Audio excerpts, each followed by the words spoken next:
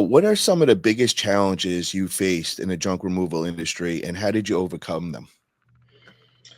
It's a good question, man. I think a lot of what we faced early on when we were really trying to grow. Here's one of the unique challenges with me. I always worked full time while I ran the junk removal business. So it was never like I jumped into the junk removal business full time. And I think that was a mistake. I probably should have done that very early on, jumped into it, like gave it my full attention. I probably wouldn't have had to learn as many hard lessons that way. But in that, I had to rely on other people a lot to do the work that I wasn't there to do. And so I'd say the biggest challenge that we had for a very, very long time was managing people in an industry that is very physical.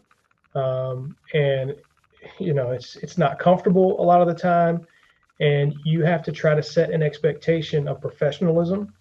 And so finding the right people was a huge challenge. And we really, just in the last year, man, is about a year ago, we had a guy that had been with us for a while, and we were able to hire a guy who's just a freaking stud.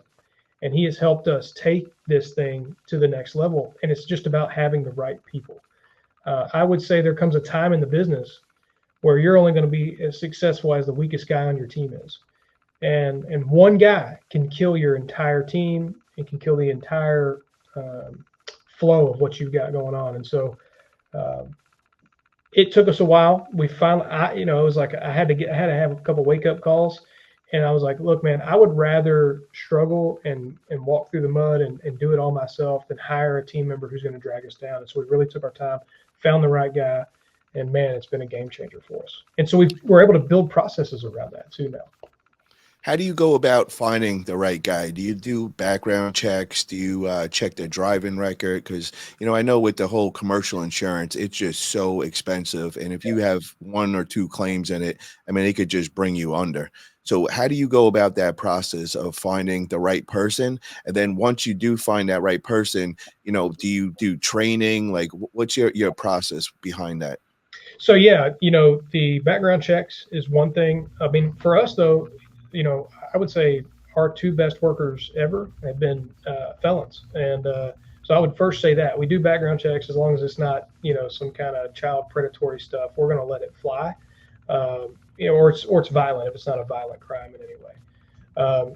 Because I believe in giving people a second chance, and I think you find your best workers there in a lot of ways, and people that are really bought into the brand and what you're doing. So first step, we do the background check, drug testing, obviously, and then clean driving record is a must. You must have your own transportation to and from work. You got to have a cell phone. Like you got to have kind of the basic. You need to be at least well enough along to have your own vehicle, have your own cell phone, have a clean driving record, no DUIs. Because to your point, dude, you can't put a guy in the truck who's got DUIs, or Toby Stubbs is going to not be able to renew your policy. Uh, and so uh, those are kind of just the basics. And what I really look for is people that are, and people will lie to you, dude, to like get in the door, and they'll seem motivated and they'll say all the right things and they'll get their foot in the door and then not perform. But I'm able to identify that a lot quicker now than I used to, and that just comes with reps. I don't know. I don't know if there's a way for me to really describe it, but I think I'm able to see through the bullshit a lot quicker. But it took me a while to get there because I'm naturally a guy that trusts people. I feel like most people have the best of intentions, or should, because I'm that way. But that can be a fault, so you got to be careful. But once you find the right guy, uh, we got lucky with the guy we've got now that's a stud, because we had a guy who had box truck driving experience. He had some hauling experience, like he had driven over the road some, and so he was able to train this guy on our behalf. Um, if you don't, you need to have them. You need to have probably a 90-day period where you yourself are on the trucks teaching these people how to drive. If you have a truck and trailer set up, like learning how to navigate and drive that trailer has to be like number one priority for you, because that's a huge liability. Um, and so we do have safety training they have to go through, proper ways to load a truck, how to interact with customers. Like there's a number of things that they have to learn. Um, but I know we were kind of talking about safety there in the beginning. I would say it needs to be a 90-day window of training. And How long was it that you were on the truck for, training your employees and all? And then, like, when did you get off the truck? Like, how long until you got your business up and running? Well, I was on the trucks probably for the first year and a half, 2 years, something like that. We ran at nights and weekends. And then I was naive and hired a friend that I'd known for a long time. And we're still friends today, but um, that ended badly because he kind of wanted to just get a paycheck and just do the job. And he wasn't really there to help me grow the business, which is, fine. It was my mistake. Um, but from that point forward, I had kind of gotten used to having someone in the business.